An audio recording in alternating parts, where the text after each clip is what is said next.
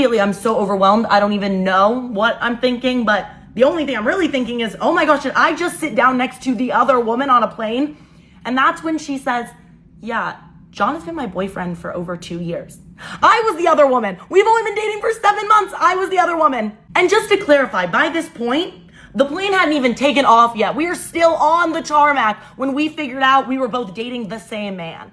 So for the next 4-ish hours, the two of us are sitting on that flight next to each other, just comparing notes, comparing timelines, text messages, and yeah, this man fully was lying to both of us when he was telling me he was busy doing something with work in one state. He was actually visiting her, and then vice versa. It was crazy, and it was really easy for him to do because he traveled so much for work.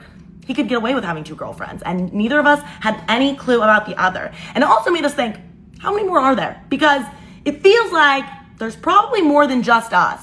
One of the only bright sides of this entire horrible situation was that neither of us were angry at the other. We really wanted to support and be there for each other because we realized both of us were kind of in the same boat. We both got lied to by this man. So we just wanted to work together and confront him. At first, we thought about confronting him right when he came to get me from the airport, but then we were like, no, we can do better than that. So one of the most difficult things I ever had to do was pretend like everything was fine and that I was still in love with this man when he came and picked me up from the airport. We spent that afternoon together, and I just had to pretend like everything was super normal and that I had no idea he was cheating on me. But that night is when our plan took effect because John had planned a very nice romantic dinner for us at a super expensive steakhouse. So we get there, we check in. He's like, John, table for 2. I said, actually, can we expand the reservation to a table for 3? And he looks at me so confused. I said, I'm so sorry, babe.